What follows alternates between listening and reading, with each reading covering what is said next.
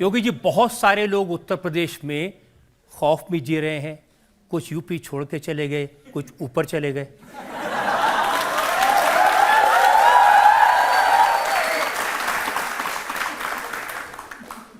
बिनु भय होई न प्रीति।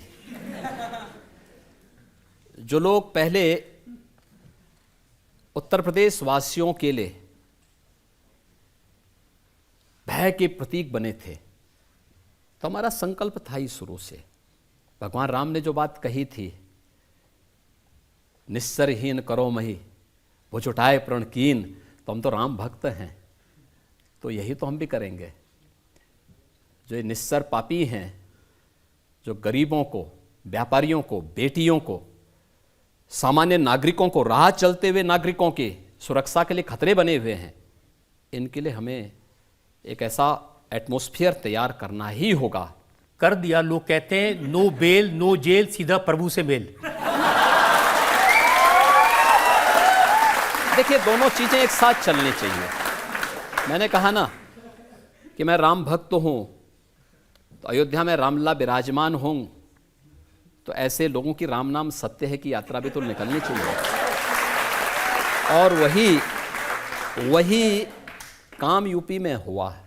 देखिए, सपा और कांग्रेस जिन माफिया और जिन अपराधियों को अपने गले का हार बनाती थी, जो सत्ता के सरप्रस्त थे, जिनके समय में जब उनका काफिला निकलता था तो सारे प्रोटोकॉल स्थगित हो जाते थे और माफिया पहले निकलते थे। आज की क्या स्थिति है? मैंने देखा उसमें से एक माफिया, एक बार जब पुलिस उसको ला रही थी तो उसकी पैंट ही गीली हो गई। पैंट गीली हो गई। एक माफिया रोज चिल्लाता था कि साहब मेरी जान को खतरा है। भाई, हमने कहा तुमसे कितने लोगों को खतरा रहा होगा भाई, ये तो सोचो पहले। देखिए, बहुत जल्दी अब ये लेटेस्ट केस मुख्तार अंसारी का है, जिसके बारे में समाजवादी पार्टी के लोग कह रहे हैं कि उनको जेल में जहर दे के मार दिया। भाई, मरना तो था ही।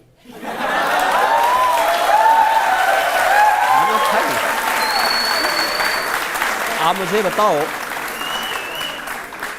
जिस व्यक्ति ने सैकड़ों लोगों को मारा हो, और कब तक बसता बसता फिरेगा? कांग्रेस के लोग तो उसको बचाने का प्रयास कर ही रहे थे ना। समाजवादी पार्टी के लोग तो उनके आका थे ही, गए थे उनके मातम पुरसी के लिए। तो इनसे क्या उम्मीद करते हैं? यही तो अंतर है कि परम राम भक्त और उत्तर प्रदेश के पूर्व मुख्यमंत्री सरदेव कल्याण सिंह जी की मृत्यु हुई, समाजवादी पार्टी ने, कांग्रेस ने संवेदना के एक भी शब्द व्यक्त नहीं किए, और एक माफिया के मरने पर उनके घर में जाकर के घड़ियाली आंसू बहा रहे थे लोग। यही फर्क है। ये देश यही बर्दाश्त नहीं करना चाहता। अभी तो हमने माफियाओं को कार्रवाई की है। बहुत शीघ्र 4 जून के बाद एक निश्चित तिथि तय करेंगे, उत्तर प्रदेश को माफिया से पूरी तरह मुक्त हो गया इसकी घोषणा करेंगे। दूसरा, माफियाओं के द्वारा अर्जित की गई संपत्ति, कोई भी माफिया होगा उसके द्वारा अर्जित की गई पूरी संपत्ति सरकार अपने कब्जे में लेगी। हमने प्रयागराज से शुरुआत कर दी है। प्रयागराज में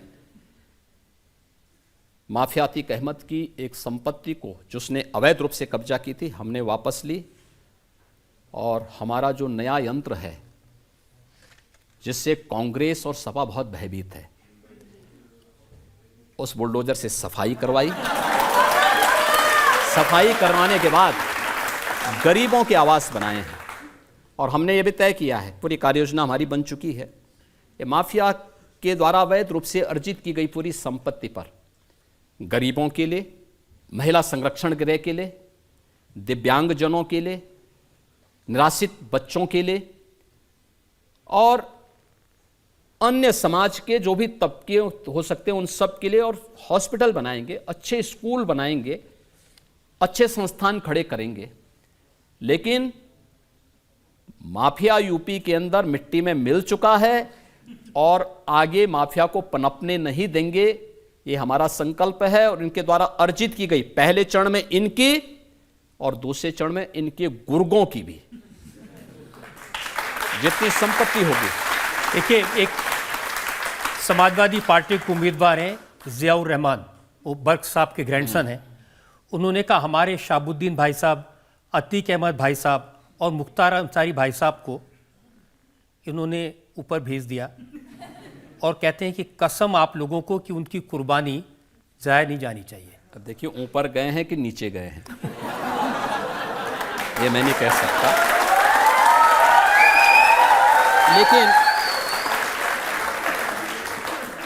लेकिन देखो किसी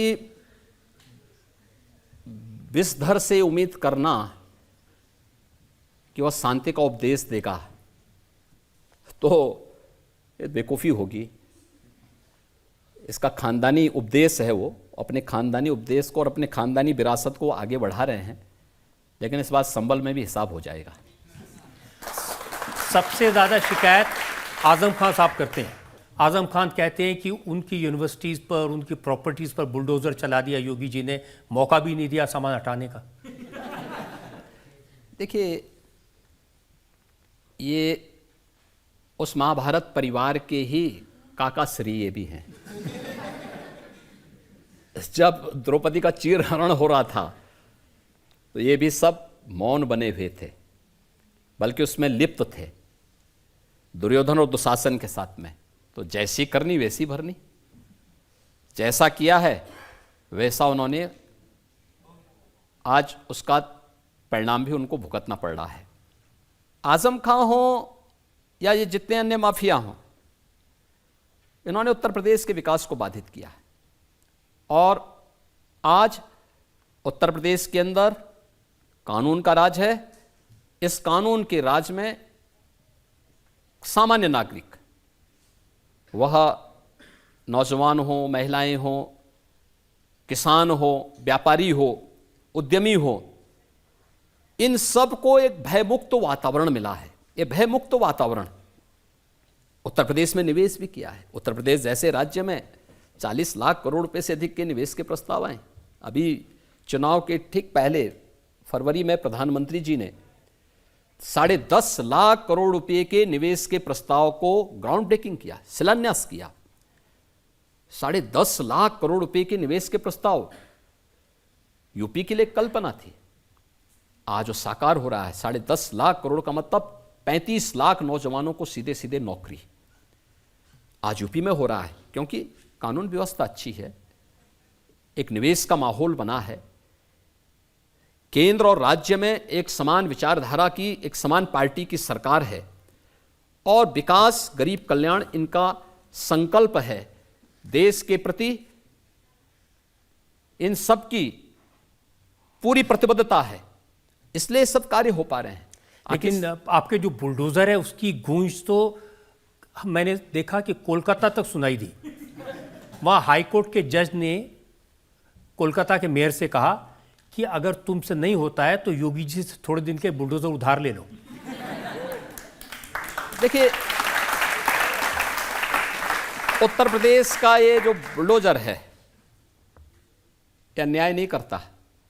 उत्तर प्रदेश के न्यू इंफ्रास्ट्रक्चर का प्रतीक है और ये जो नया इंफ्रास्ट्रक्चर हमारा है, एक्सप्रेसवे का, नए एयरपोर्ट का, नए हाईवे का, इंटर स्टेट कनेक्टिविटी का, ये जो न्यू इंफ्रास्ट्रक्चर है, इसके मार्ग में जो अतिक्रमण होगा तो बुलडोजर से ही हटेगा ना। ये माफिया और इन लोगों के द्वारा जो भी अतिक्रमण किया गया था, उस अतिक्रमण को बहुत शीघ्रता के साथ वो हटाता है और हटाता है तो इनको पीड़ा होती है और उनके आकाओं को उससे ज्यादा पीड़ा होती है।